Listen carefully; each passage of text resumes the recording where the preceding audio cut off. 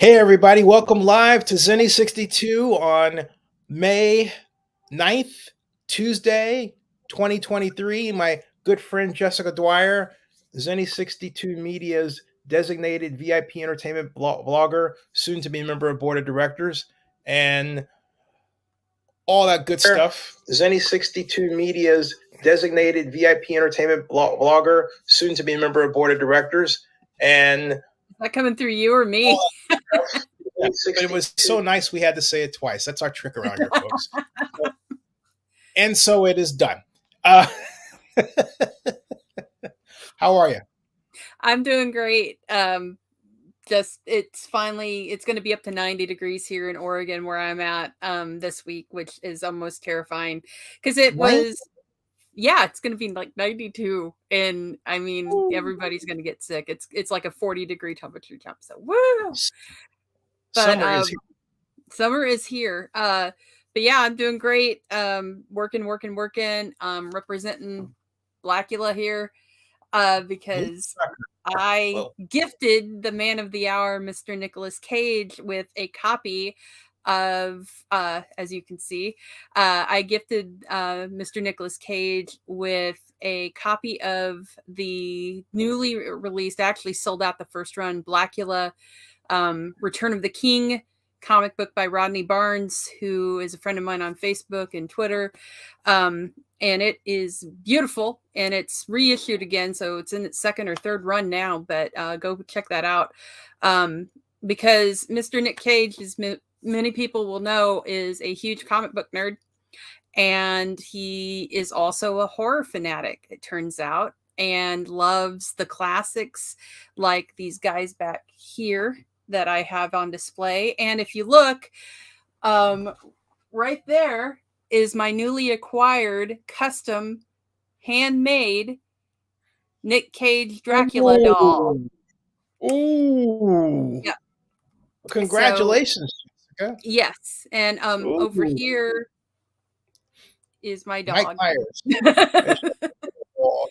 So I know why your dog really likes to hang out there. It's got all those photographs of the iconic movies of our recent past and current present. God, this is weird. It's like weird. Over here is me. God, where's my finger? Right there is Giancarlo Esposito and myself. And then the man, Moff Gideon and Gus. And then if you look over next, God, this is weird. Next to him is Skeet Ulrich and Matthew Lillard from Scream. Yeah, it's important to remember when you're doing this that your left is my right. Right. Right. So so if I'm doing this, I'm pointing to your right. So I got that down quite a while ago. Hey, so talk to me, because you're still on this high after interviewing Nick Cage. But for those of us who, well, you haven't talked to us formally on this show about it. We talked informally off camera about it, of course, but tell people how this great thing that you managed to do came about. So I write for a couple of outlets, a few actually, other than Zennie62. I write for Horrorhound magazine. I've been with them for close to 20 years, pretty close. It's been a while.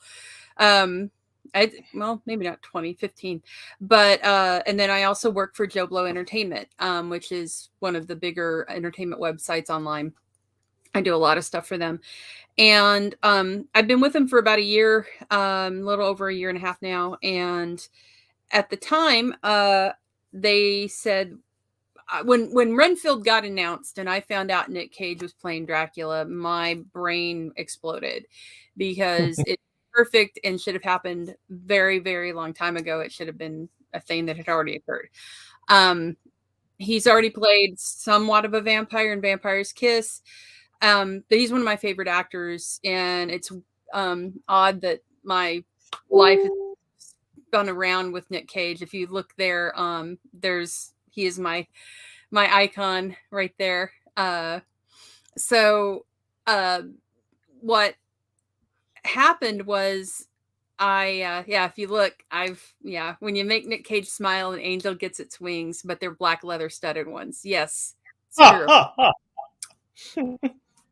So what happened was, this scenario was like it plucked out of my brain. Like I wished really hard and this movie was happening. So I made a effort. I'm like, I am going to interview Nicolas Cage about being Dracula. I'm going to do this. This is happening. This is beyond anything. Wait, let me get this straight. This is the result of a wish fulfillment on your part.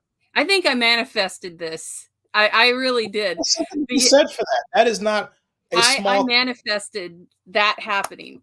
So I started, I've had a relationship with Universal Studios for a while, thanks to working in the industry as long as I've had. And I ended up contacting them and saying to my guy there, and I'm like, anything, everything we can get for Dracula, for Renfield, we want it, give me. So what ended up happening was Joe Blow out of the blue. This is like right as the pandemic was ending. So this was last year in August, October range, in fall. Joe Blow said, "Hey, we really love all your work that you've done. We've been offered a set visit to Renfield in New Orleans, and we want you to go." So Universal flew me to New Orleans with only three other reporters for online coverage, and we had to go get COVID tests and go through all this stuff beforehand. And I literally was doing jury duty up until the day before I had to fly out. So if that had gone on, what was it like to be flown by Universal? Because CNN did that for me, and they put me up at a 7-star hotel. Oh, I've done set visits before for Uni and for a couple other studios, and Warner Brothers has done it as well, and it's fantastic. It was, this one was different because this was the first set visit since COVID that they had done. So it literally was like we had to go get COVID tests, we had to go do this, we had to wear masks the whole time on set. And you couldn't get near Nick Cage. Like he wanted to talk to reporters, but he's in Dracula mode and he didn't want to break character. So we got to interview Nick Holt. I got to eat bugs with Nick Holt. I got to meet the director. I actually got to see William Ragsdale, who, it's funnily enough, the Pope priest guy in the trailers that you see blow up is Charlie Brewster from Fright Night. The vampires finally got him. So yeah, that's Charlie Brewster. That's William Ragsdale as the priest in that full regalia. So so we actually got to see that scene. That's one of the first scenes in the movie of Dracula fighting the vampire hunters and killing him in that glorious way, was the thing we got to watch. It was that day on set, and it was fantastic to see, because that set detail, such a quick, less than a couple minutes of film. They had like corpses, they had these weapons that they made that were like hypodermic giant crosses that could suck the blood out of Dracula and all this stuff, and just beautiful set work. And they were building at the time it wasn't even completed yet. This was how early in it was. They hadn't even completed yet building that really fantastic hospital set where he's got the throne of blood, where all the blood bags are connected to his throne, and it's all decimated. They were building that, so we got to see them. That's all styrofoam. It's insane what these guys do and how they're able to build these sets. So we went on the set, got to see all this stuff. I got to see how they were making the teeth, because his teeth are so cool in this. They're like if a shark and a cobra had a baby. That's his. They're very much based off of the teeth of Lon Chaney in London After Midnight, the lost film. But they're also, I realized recently, I'm like, boy, this seems really familiar, and it actually looks like the teeth that Robert Quarry has in Count Yorga Vampire. And now that I've seen that, I'm like, oh yeah, this this is totally a Count Yorga type Dracula. It's really cool. But they were using a 3D printer on the set to make the teeth. So anytime he broke a pair or anything, they could just immediately go and make a new set for him. Just print them out. And we got to see the different. I should have stole a pair. I really should have just done it and ran, but I didn't because I was good. But and we got to see. I got to try on the cape. So there, I have a photo of me wearing the cape. We got to see all of the. Can you post those now? Yeah, it should be on my. Hold on, I think I posted it up to Facebook. So let me see if I can find it. But so I got to wear. This is okay. I'm just gonna screen share here. Well, I got an idea. I'm just gonna. Oh, screen share. Okay, go for it. Yeah, I'll just present. I'll show it to you. Okay, cool. All right, let me get this out. So, let me take mine down. Okay. And you're when you're on. Okay, perfect. So this is what I was talking about when I said the teeth look similar. Oh. I love Robert Corey. One of the coolest things in my life is the fact that an episode of my show, Fangirl Radio, is on the Count Yorga collection that just got released again. It's been on 2 copies of it where my friend Tim Sullivan and I talked about Robert Corey. He was friends with him before he passed. So Count Yorga is one of my favorites. And then you see this and you're like, oh yeah, that's then we got this exclusive image for Horror Hound's back cover. It's the first time we've ever done a back cover for Horror Hound magazine. And I love how he looks like he walked out of a silent film. And this shot literally looks like, let's see, I can find it. Hands of Orlok. Images. So if you, silent film, Max Shrek. Oh, come on. Conrad Veidt. So one thing that I stuck out with me. Here we go. So if you look, yeah, you see that? You see how that? Yeah. So yeah. So I actually talked to Cage about this, and he's a huge silent film fan. So if you look at that comparison, you can see how if you look at that, like the original traffic. Was it Nafristu? Is that his name? Well, no, Conrad Veidt was the character actor who played Cesare in Cabinet of Dr. Caligari. Max Shrek is Nosferatu. Nosferatu, thank you. Yeah. So this, by the way, this is when I met him the first time when I was very ill. But no. Was that 2014? That was for Ghost Rider. So that's how long ago that was. But I'm trying to find this. I don't know. I'm gonna have to look for it. But I will I'll find the photo and post it up. It's out there somewhere. But I got to wear that red leather cape that has bat print lining inside of it. And the collar is just amazing. But what was really neat was when we went through the costume room, I got to see all the jewelry, and they had actually made, and I might be able to find this on here. Let me see. What they'd actually made for him, which I geeked out about the minute I saw it, because I was like looking at everything. Like I made a point of looking at literally everything they had up. Oh, here it is. Okay, so I'm going to share this. So this is another thing that I was like, oh yeah, I really should steal this too. So if you look, this is the medallion that Count Dracula wears. And it's based off of the Lugosi one. But if you look, They've actually turned Ooh. Nicolas Ooh. Cage into Ooh. Vlad the Impaler. Ooh. Oh my lord. Oh my lord. Yeah. Oh my lord. Yeah, and so this was actually at the event after after this all happened. They had this was the suit. This is actually the suit and the cape. I got to wear that on set. Ooh. Ooh. But yeah. So they had that on display.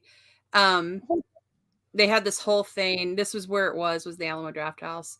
Um but yeah, so it was a really really awesome event to see, but getting to wear that and getting to be a part of that. And then what happened was after we got to do the interviews and everything, we were walking around the set. They finally brought Cage out. We didn't get to be near him. He was on the other side of the set wall. So then when he came out, we were watching on monitors with headphones because again, he was in Dracula mode, didn't want to be distracted. And if you've seen the movie, he's full on Dracula. Like he has committed. In some parts, he looks like he's possessed by Bela Lugosi. In other parts, he looks like he's possessed by Christopher Lee. And just other parts, he's completely creepy, and it's beautiful. So when he came out, I heard him talking. I'm like, oh my god! And then it came up on the screen, and it was the fight with the vampire hunters, and it was Cage doing it. It wasn't some stunt guy. There's a stunt guy for him, but there are other scenes of this where it's full on. It's Nick Cage doing this stuff, and we got to see him, psych himself up to do it. And he was in that red velvet outfit and full on everything. And we got to see him at one point. It was funny, and I actually reminded the Carly, who was the gal from Muni that had was there from their PR department.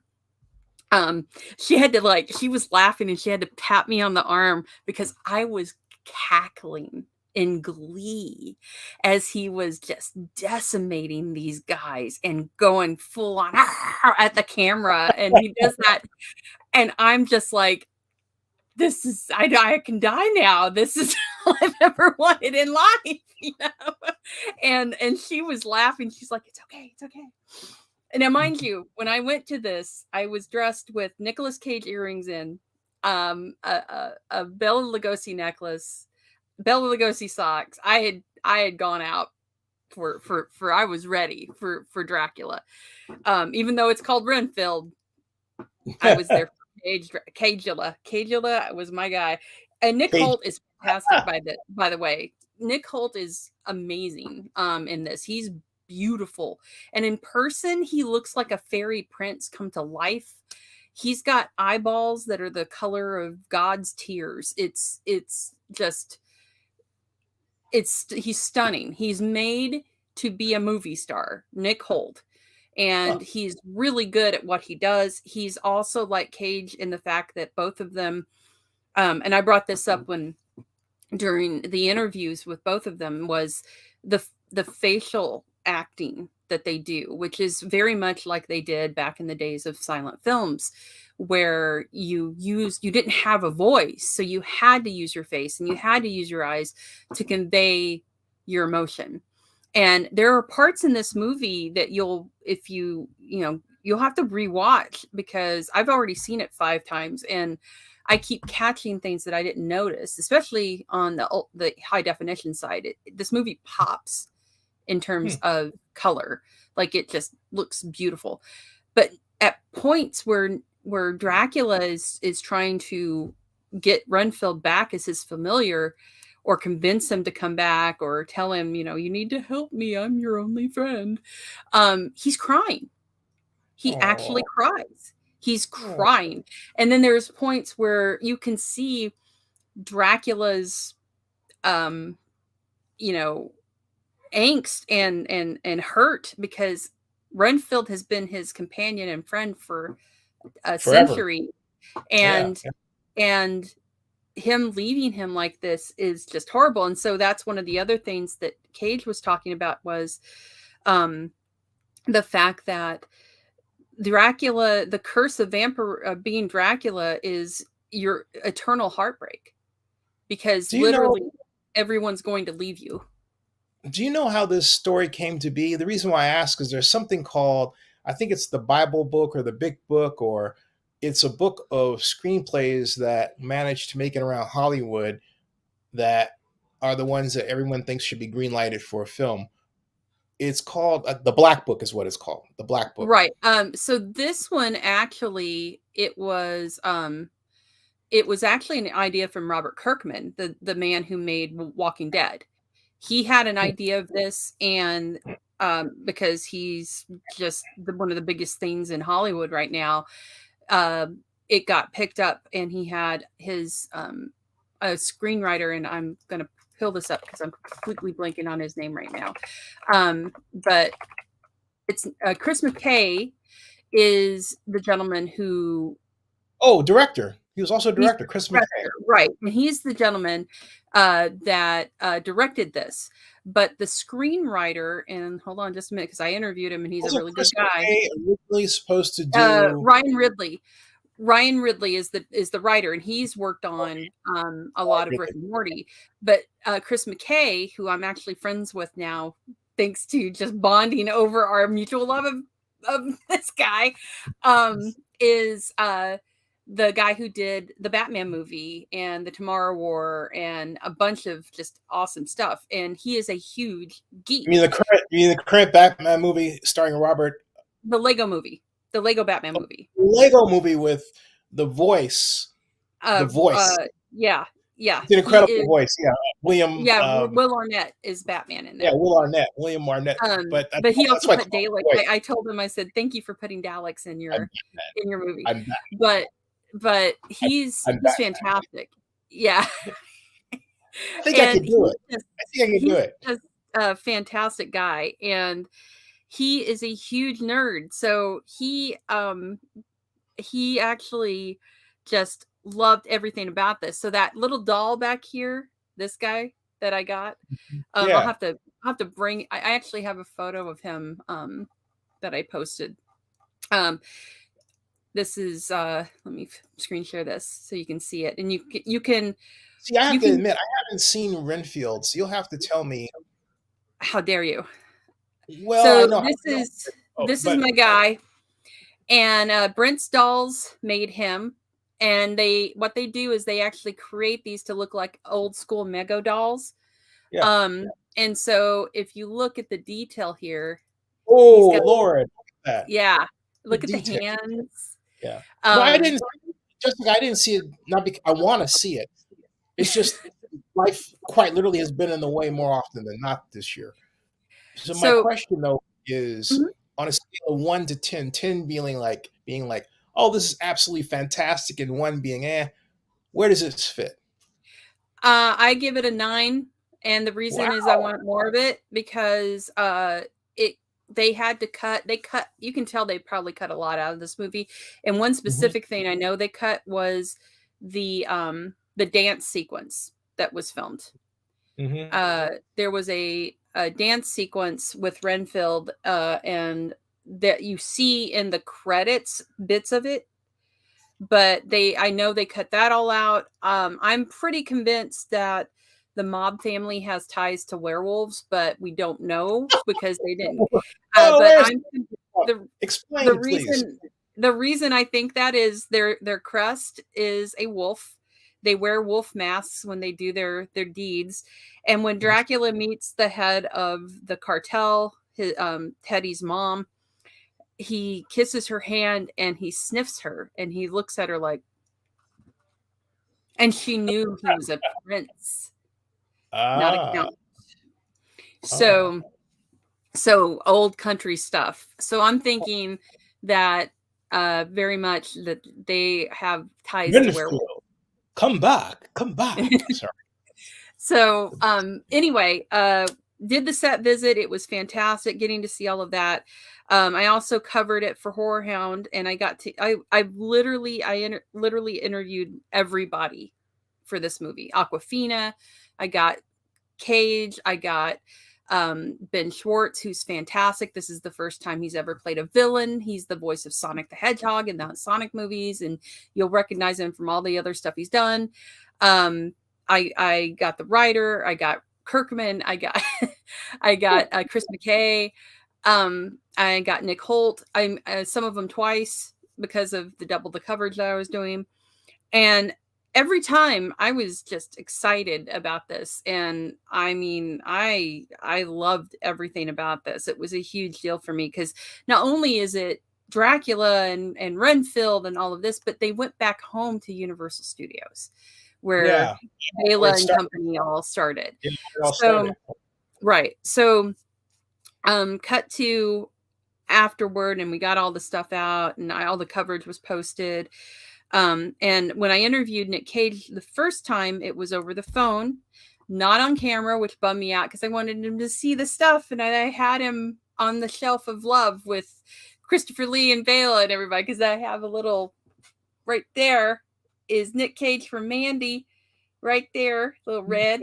And so he's up on there with them. And but I was over the phone. And one thing that I have noticed is that sometimes people, I think it's getting better, but a lot of people like treat Nick Cage kind of mean, and I don't know why. Really? Where is that? I think they seem to treat him. Why do you think it's mean? I mean, what is it that I've had instances like at the they kind of make fun of him, and I have no idea. I mean, you know, you're not Nick Cage. You have no room to talk about anybody. You know, like my thing is Nick Cage has proven himself time and again to be a fantastic actor. Give me an example of what you're thinking when you said. I witnessed it firsthand at San Diego Comic-Con when I was at the Ghost Rider panel. And even before he showed up, people were laughing and mocking him and stuff, other writers. And I was like, mocking him how? Give me an example of just saying stuff or you know, making fun of how, you know, saying stuff about him. I won't go into details about it. It just, you know, and it's not right. Did you call him on it? It was my first Comic-Con. I didn't know. Yeah, it was like one of the first ones. So, and I've seen people, you know, he even says, you know, he knows he's the butt of jokes and things like that, and memes that are mean, like the ones where they've made his hair into a vulture and stuff like that. And, you know, I don't like that. I don't like it when you make fun of people that I like and that really don't have any reason to be made fun of. So I get defensive about it. So I gotta ask you though, do you think that just comes from the fact that he's super popular and we live in a time where some people feel think that makes them cool. Yeah. They think that makes them feel better about themselves to belittle other people. It's like that guy right there has been through the ringer. Point again. Point one more time. Right there. That guy right there. Mr. Johnny Depp. Same thing.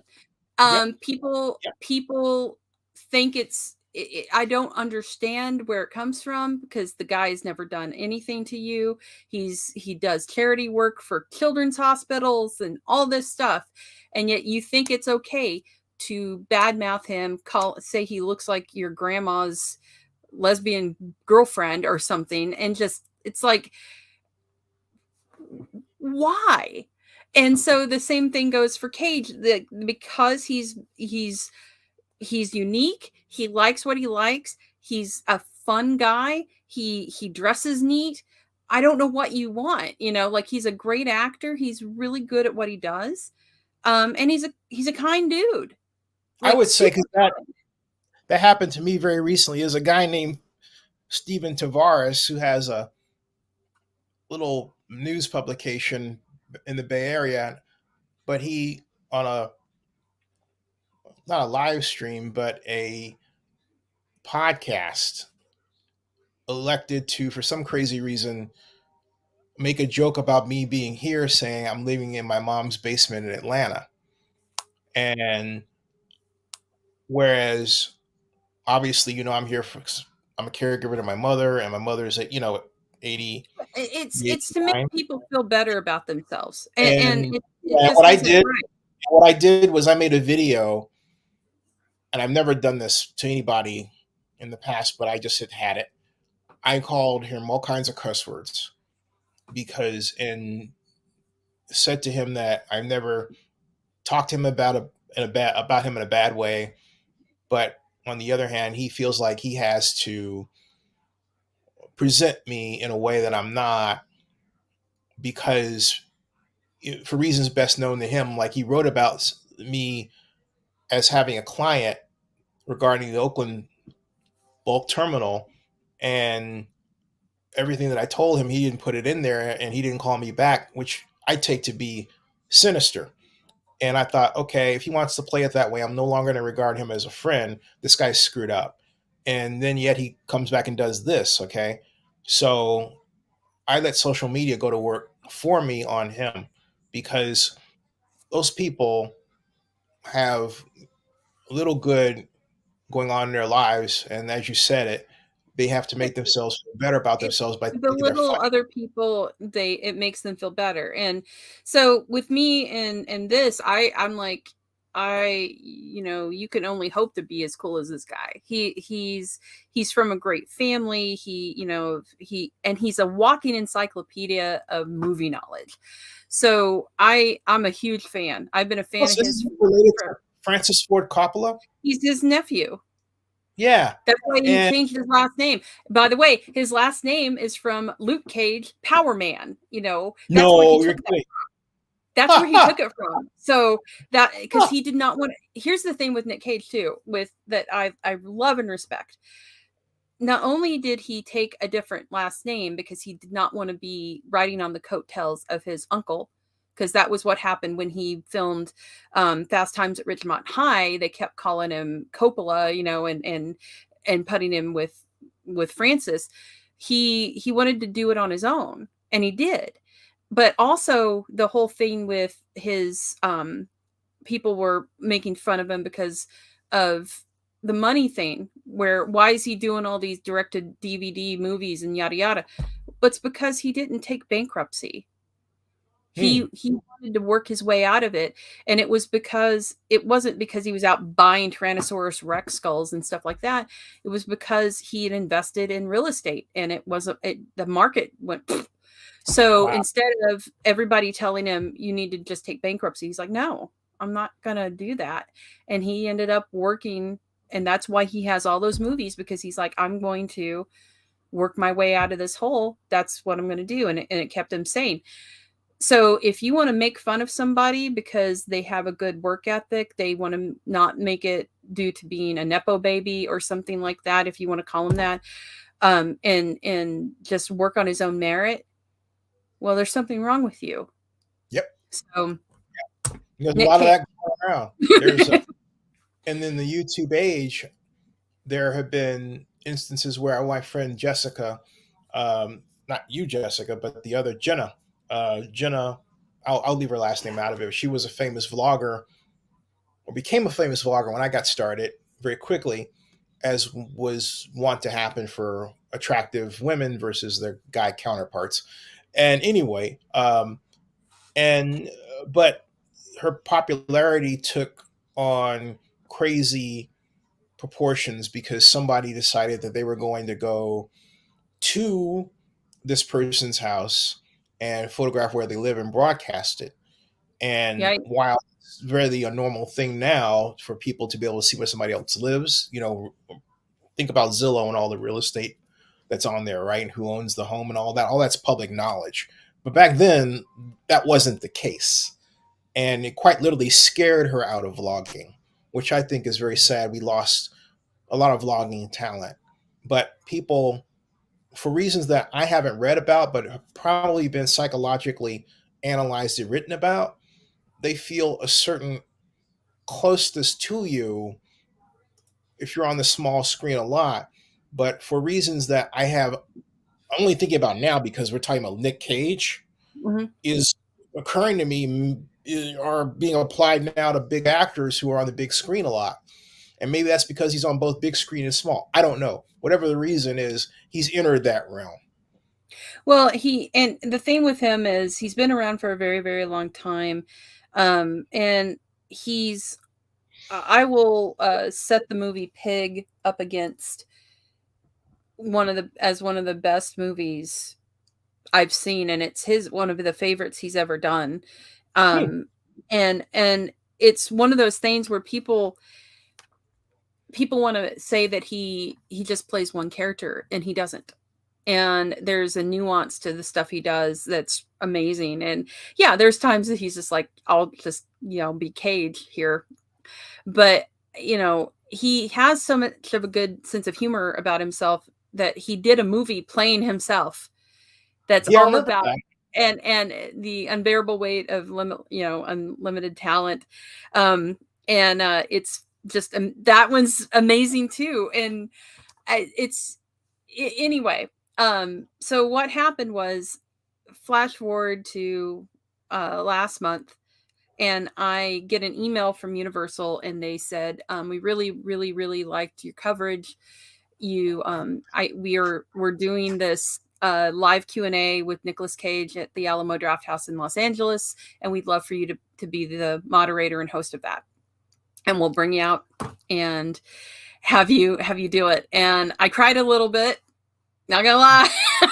And then I went and showed my husband and my roommate. I'm like, and so I ended up going down. They flew me out, and I got to stay at a very haunted hotel. How haunted was it? It was so haunted that I feel like I was visited by a demon the night I was sleeping before the show. That's haunted. That's very haunted.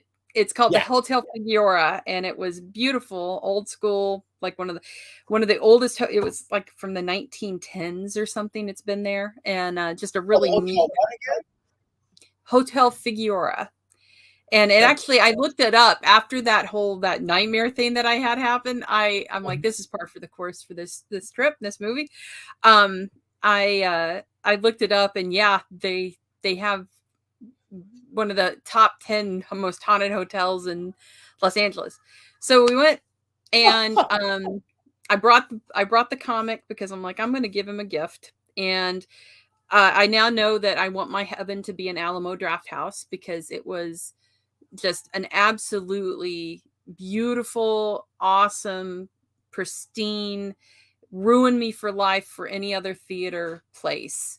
They have a video rental store. They have a giant bar. They have a dance floor. They have a karaoke stage.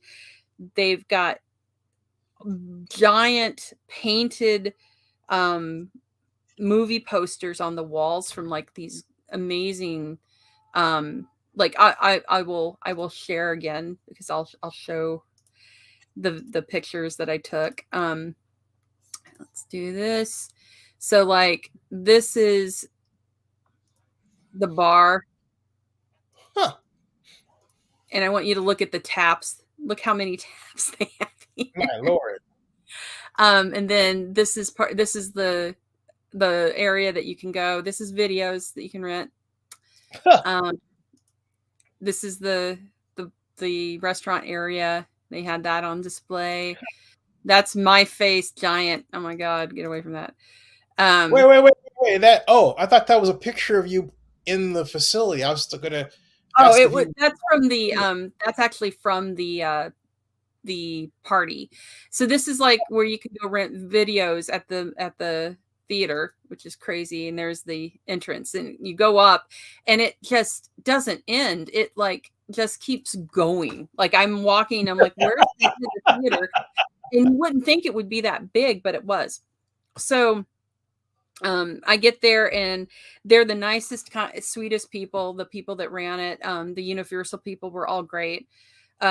So Cage gets there, and by the way, this place, if you go to an Alamo Drafthouse, they have a waiter for each aisle of the movie theater that you're in, and you just order the food there, and they bring it to you, and they bring you drinks. All of it. It's like a restaurant. It's so great, but you will get thrown out if you talk. If you talk during the movie, they throw you out. If you bring your phone out during the movie, they throw you out. And that's it. There's no like, hey, I won't do it again. No, you're out. Did they have like people getting thrown out by their keister or something like that? How does that work? They have people watching. They have security people watching. It's fantastic. No talking. But I got to see the movie there, and it was in a high def, just beautiful. And then, but the QA happened, and Nick Cage comes out. He gets on stage, and it's not a stage. We're 2 chairs in front of the movie screen, but he just awesome, just a sweetheart of a guy, and again, the crowd was into it. And what was great was this was simulcast to literally every Alamo Draft House. And that's when he did the let's eat. I'm so happy. I look like a proud mom. You have a clip play for us, I'm sorry?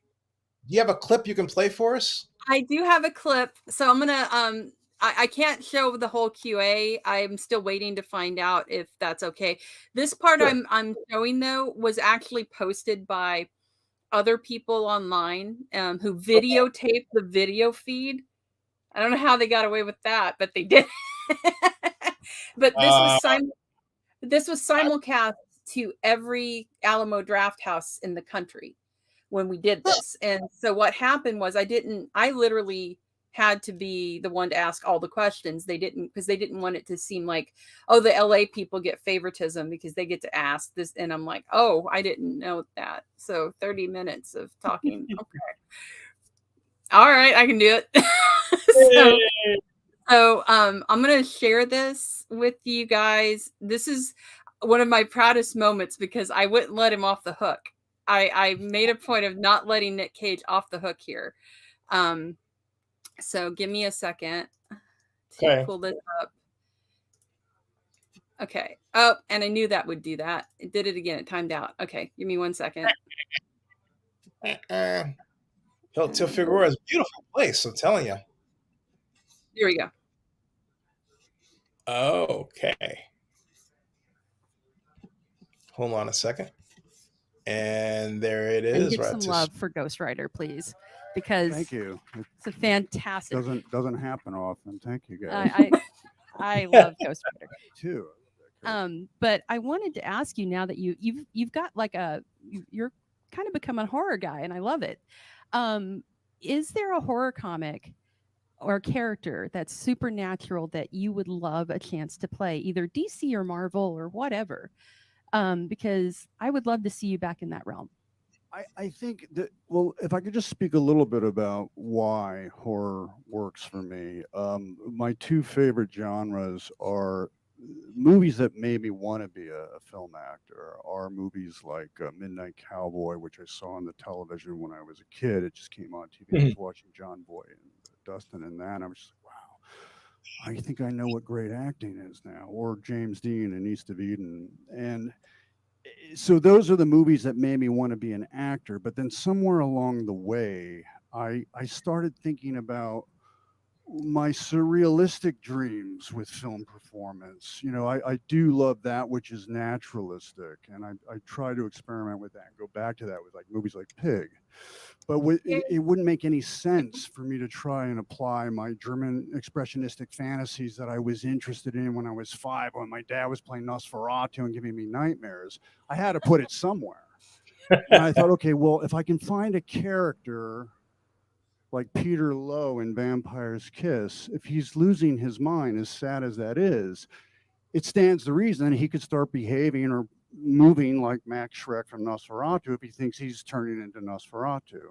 So that was interesting. So I thought that with horror, I could start to, or if I'm playing a supernatural character like Dracula, I could start to move in more expressionistic ways and try to go a little further into the realm, if you will let me, surrealism, or that which is expressionistic with film performance. I didn't want to be stuck in one genre, and I didn't want to be stuck in one style of film performance. And so it was a matter of finding movies that I lend my vision to, but at the same time inform emotionally with genuine emotional content, so we would still have that vicarious connection. I think the reason why I'm still here or able to have these conversations is because I think I've had a loyal group of film enthusiasts who know that I'm not going to try and fake it with them. I'm going to try and give them some real heart. But it can be a big Baroque performance or an expressionistic performance, or it can be a quiet and minimal performance like Pig. So it's just keeping the options open and keeping challenged and remaining a student. Always be a student, always try to evolve, always try to push towards something. It may not always work, but at least the effort is genuine. That was the thinking. Well, I have to say, go off a little from this, but to Pig, that movie came about a year after my dad passed, and it destroyed me beautifully. And give some love for that film, because it absolutely gorgeous, and I needed that. So thank you for that. Oh, yeah. Just absolutely brilliant performance. But also, I'm not going to let you off the hook. Okay. What comic book She knows that if I say this, it's gonna go viral. Yes, so that's what happens. and it will with happen. comic books. You know what's so weird, and I've told this story before, but my brothers used to look and go, "What's wrong with Nikki?" I mean, because I would be just sitting in my bedroom staring at a Hulk comic book, like 9, 10, just staring at it for hours. I wouldn't take my eyes off it because I don't know what I was thinking, but I was thinking, God, I'd love to see a movie with the Hulk. I mean, but they just don't have the ability right now to make it work. I love him so much. One day the tech is going to get there, and it's going to happen, and it's going to look fantastic, and it's going to take over Hollywood. And look what happened. It did. It was prescient thinking. I hesitate to answer your question, but heck, I've already gone on record. I think the Spectre, Jim Corrigan in the DC, old DC comic books, that was a very cool character. That feeds into the Spider-Man noir that you did as well, which was really great. That was a lot of fun too. But the Spectre is hard to pull off, and I've said this because he's literally meant to be the wrath of God. So how do you can't? I mean, there's no weakness. There's no fault line. There's no kryptonite. So I don't know if it really works. I'd love to see it happen, though. Even animated, it would be beautiful. Animated, I think, might be the way to go. Yeah. There you go, everybody. Animated. Spectre. There you go. I'm surprised he didn't say Bruce Banner. I thought he wanted to play Bruce Banner. Well, and no, he knows his stuff. He knows his comics, and so and Bruce Banner's already been done, and it's Mark Ruffalo right now. But I would love to see him do the Spectre, and they actually have done. I cut it off before we got to there. Hi, Justin. Oh, thank you. Justin's a good guy. The only reason I mentioned, if I may, the only reason I mentioned Nick Cage is Bruce Banner is because Banner has been played by, let's see, Eric Bana, and then we had Eric Norton. Bill Bixby. And don't forget Bill Bixby. Oh, decades before, much respect to Bill Bixby, who never missed a program. But what I'm saying is, within the Marvel Cinematic Universe, we've had multiple actors play Bruce Banner. Well, the thing that there was a rumor going around, and I agree, he played Batman in Kick-Ass, basically. But there was a rumor going around, and I guess it got debunked, but God, I would love it, is that they were going to have him show up as a Superman variant in The Flash, since he never got to play that, and he went through all of that stuff with Tim Burton, but they were going to have him do that. But what I cut off there before we got to that point was I actually was going to get in trouble because I was going to start talking about Warner Brothers and the fact that new movie that they had, The Doom That Came to Gotham, is so freaking great. And I would have just geeked out with him, and we would never have gotten off the stage talking about it. Because he even said Warner Brothers animated is the best. Like, he even said that. But you two have a great chemistry. No, seriously, we're both geeks. I mean, that's all you have to know. It's not. You could be not geeks and still have that chemistry. He has a great he's just a really neat guy. He has an affection for you, and I think how you think about things. I mean, no, he actually likes you, and so and what really meant a world to me was I wanted him to know, and that's why I made that audience there applaud for, like, when I said Ghost Rider, I'm like, give it up for Ghost Rider. For Pig, and I'm like, I wanted Nick Cage to feel how loved he is, right, because the big thing with this movie specifically, this is his first major studio release. Unbearable Weight was not a major studio. It was an indie studio, but it got a lot of pub. But this was his first. also leaving Las Vegas, perhaps. Well, I'm just saying, like, he hasn't done a major release.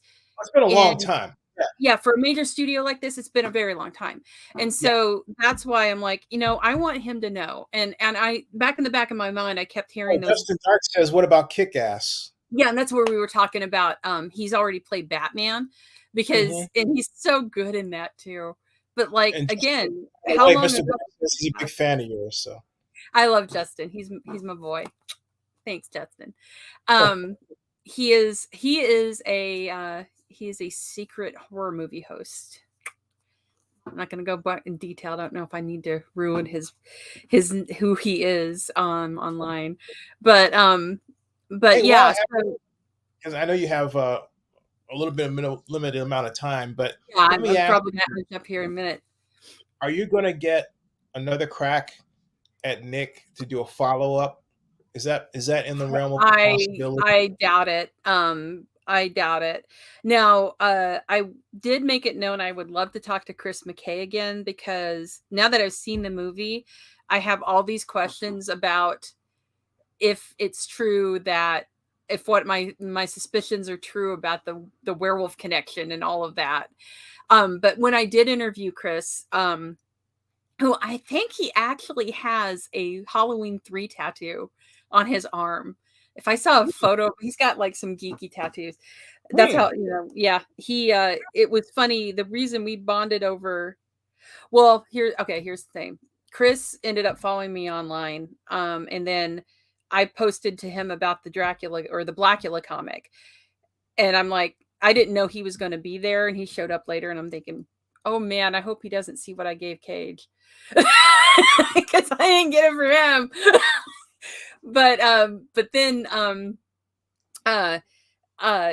I posted the image of the doll that I ended up shelling out money for, that I will be murdered if Let me ask you real quick. Are you going to Comic-Con? I don't know. My 25th wedding anniversary is next month. And I don't know what we're doing. I did ask for the time off to go, but I don't know if I'm going to go to that, because if I get to go do something with my husband for our 25th wedding anniversary, I'm going to do that instead. The sad thing is, Comic-Con, just, I don't know of anything other than Walking Dead that's going to be really prevalent there.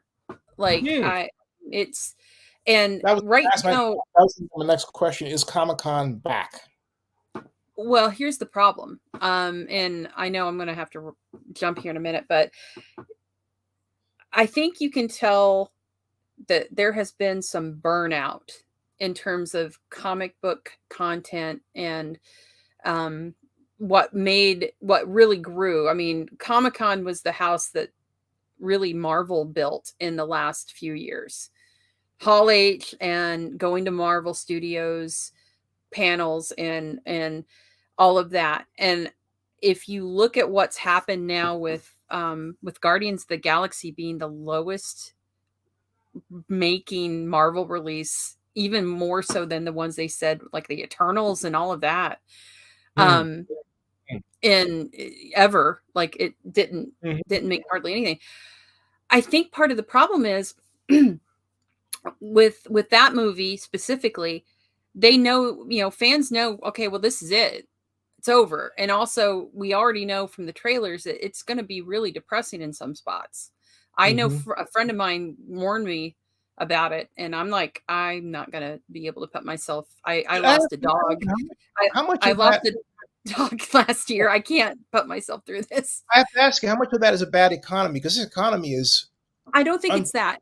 I part of the thing is, and this is the two theories I've got. One is specifically with this movie, and also with the Flash. I'm thinking Warner Brothers is going to have a big surprise with how not a big deal the Flash is going to make for them. And the only reason I'm going to go to the Flash is, you can't see it, it's over there, is Michael Keaton as Batman. That's it. Yeah. I mean, and I find it amusing. They're really switching their commercials and their press for this to be all about the Batman part of it. Here's the question: which it gets more box office, The Flash or Oppenheimer? I think Oppenheimer's probably going to get it. Honestly. Interesting. And the reason is, how many women did Cillian Murphy knock down and punch in the face and break into the home of? Do you think that's a factor? How many? How many? You think that's a factor, though? You think that's a factor? Oh yeah, I know.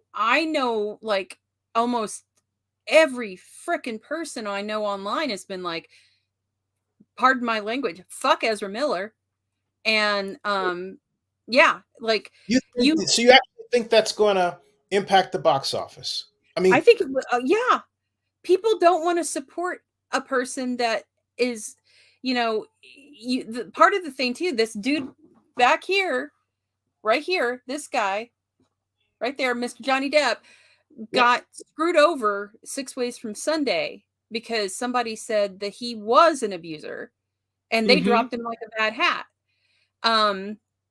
And that, but they kept, and she's still in the movie, Amber Heard, who out of all of that ended up being the one that was the actual abuser. But they, instead of following through with what everybody asked for, which is cut her out of the movie, we don't want to see her anymore. Even Jason Momoa says we don't have any chemistry. They still have her in Aquaman for at least 20 minutes. Yeah, of time. She has to be there.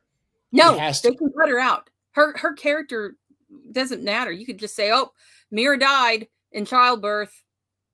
but I just don't think, and this is from experience, I don't think people care enough to let their desires for pizza. The one thing that's going to get butts and seats for that movie is Michael Keaton, and the reason is because Warner Brothers, in their fiascos that they've had, dumped Batgirl, which I'm sure they're like, well, shit, we should never have done that, because look at what happened with Brendan Fraser, who won an Oscar, who was in this movie as our villain. And this was the first time Michael Keaton was back in the cowl, and we cut it for tax purposes. Yeah. And they would have made bank on that. Just between Fraser and Keaton, they would have made bank. Yeah. So now the only thing people are even moderately going to go see this movie for, which it sucks because I love the people who made it. I love the Muscattis. They did It and It Too and Mama. They make beautiful films. I know it's going to be good, but they've, what do you do when the lead actor in your film, look at what's happening with Marvel now. They've put all their money on Kang. And you've had 10, 12 women now come forward saying he beat them up. So it's like, vet your people.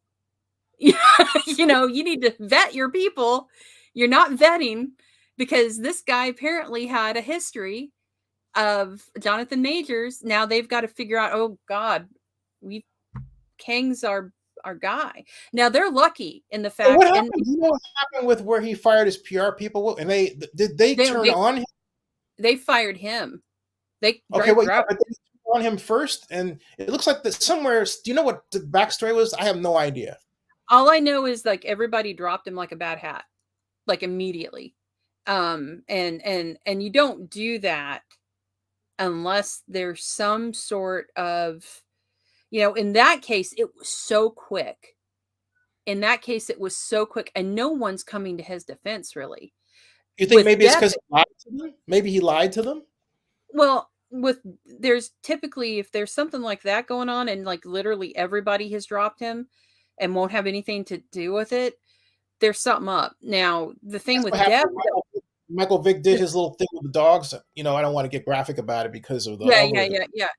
But my point is, he lied to Arthur Blank, and that was a key reason why what happened to Michael Vick afterward happened to him. Well, you know, he lied. He lied to the people. And that was the thing that was different with Depp, was he had his ex-wife, his ex-girlfriends, all of them came forward and said, he's never done any of this. He's never laid one finger. Like, you had character witnesses. How many people have come out as character witnesses for Ezra Miller or for Jonathan?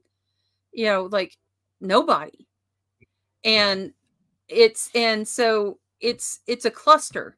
So you've got, and then part of the thing is too with Marvel, the Marvel side of it. And again, I would love to see the Flash succeed. They've got a multiverse. They didn't have to keep Ezra Miller. They could have got Grant Gustafson. That's what I said. I don't understand why that wasn't the case to begin with. But part of the problem is the amount of money already shelled into that movie to do reshoots. It would have. I don't think they could afford it. No, I'm asking why did they get Ezra instead of Grant to begin with? I didn't like Ezra as a cast for the Flash. Snyder. This is the last vestiges of the Snyderverse. That's what this is. So, and they're after this, and that's also part of it that's going to play into, I don't think people are going to go. Zach doesn't see the Flash as this cool dude like Grant Gustin. He sees him as this geeky, kind of clumsy guy. Like, he's basically the Peter Parker of the DC universe in these movies. And so that's what this is. It's the last vestige. This is the last vestige of the Snyderverse. That's and that's part of the thing, is like, people are going to go to this and go, why would I want to pay money for this? Because James Gunn's going in and gutting all of this. There's not going to be any more of this. Well, how do you like how the Flash TV show on the CW is kind of building this sort of bridge to the movie by talking about the same storyline? Well, it's a multiverse thing. And that's, again, why, I mean, I wouldn't want to be an actor in these films that screw something up, because they can replace you. Oh, look, I'm like, Earth 432. Yeah. Right. But the thing with Marvel, the problem with Guardians is everybody knows this is the last Guardians movie, and it literally has no play into the new films. This movie was supposed to have been released how many years ago? And this whole thing with firing James Gunn happened, and it delayed it. COVID delayed it. But it, you know, this literally is a standalone flick that pays nothing into Marvel. And I think, you know, I get that their marketing campaign's supposed to grab you by the heart and all this stuff. And we know that PETA's like, yay, you're showing how it really is to destroy animals and how we, you know, do laboratory experiments on them. I mean, I'm looking at this like, why do I want to go into a theater and have my heart ripped out in front of people and bawl my eyes out in a movie where I know that these animals, some of them that look like my dog, are going to be murdered. I know somebody's dying, and their whole marketing campaign was, you know, making it look like everybody's going to die. You know, I think that's part of it, is that, and also streaming, but also I think we're done being depressed. Yeah. You know, I think we're done being depressed. I also contend this economy is not what people say it is. It's not healthy at all. Well, I mean, it's not even, you can go on Tuesdays to Regal and Cinemarks and go for $5. So it's not that big of a deal.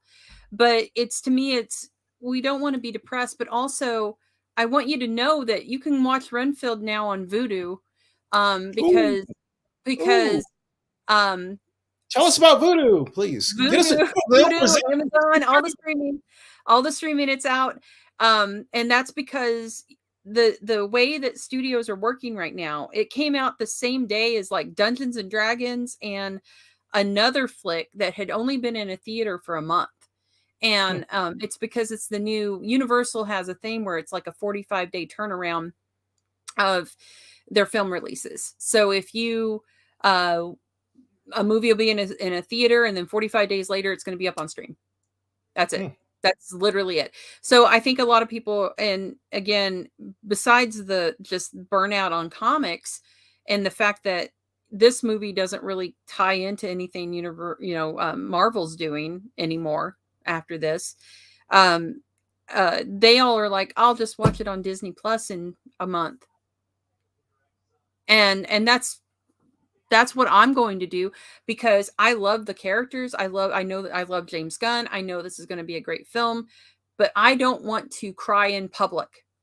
I have a thing now where I have a very low tolerance for anything that's sad, that I just bawl. And and I think everybody has that. I had a friend of mine that just today that went and saw it, and she sent me a text, and she just goes, "Good fucking luck. I just got out of Guardians of the Galaxy." And I'm like, wow. And I told her, I said, yeah, I kind of seen enough that I know not to do this in the theater. And she's like, yeah, don't do that in a theater. Just go home and watch it in your home, and you can pause and just sob your guts out, because you're going to. Not the kind of movie I want to see in the theater. Forget it. I'd rather see whatever they see. Anyway. I'm just waiting for Oppenheimer. I'm just waiting to see how they horribly kill and disfigure David Dastmalchian, because he's in it and he's going to die horribly. He's probably the guy that catches the nuclear thing that gets irradiated and dies. Well, for me, regarding Oppenheimer, I was introduced to the subject matter, not the person, because he died about, I would say 6 years before I got the book. But the book that I'm referring to is something that everyone should read, but it's not the one that this movie is based on, Oppenheimer. It's called In the Matter of J. Robert Oppenheimer. It's this thick, and it is about the loyalty and security oath hearings about Oppenheimer. It is extreme detail all the way down to where he was at a particular home in Berkeley at a particular time. But if you read it, you will come away, as I did, with an extreme anger toward one man, and that man is Edward Teller. Edward Teller stuck a knife in the back of Robert Oppenheimer because Edward Teller saw in Robert Oppenheimer a person who was going to take his seed corn defense spending away from him, which then, with respect to nuclear weapons, was at its nascent place. I do not like the fact that I have to see videos on YouTube by Edward Teller and nothing by Robert Oppenheimer because he wasn't given the grace of God to live long. And so, if this movie does not appropriately burn, so to speak, Edward Teller, I'll like it. He's in it. The cemetery, but I won't like the rest of it. The character's in it. I was looking it up just to make sure. You but can't tell I gotta the story. tell you, I mean, Jessica, you can't tell that story without Edward Teller. He is the father of the hydrogen bomb. It is impossible to do that. But I want people to learn about where all this started, the importance of Berkeley and all of this, because America doesn't know. I'm delighted Christopher Nolan is making this film. I'm delighted it looks the way that it looks. I'm excited. I'll see it multiple times, okay? And I'm glad Jennifer Granholm did what she did in appropriately exonerating Professor Oppenheimer. But that was the birth of the nuclear age. Oh, and yeah, no. Everything. So I want people to get the book In the Matter of J. Robert Oppenheimer. It's boring as heck, but you must read it. I have faith in Christopher Nolan, and I got to tell you, Jesus Christ, him I don't. Serious, I'm sorry.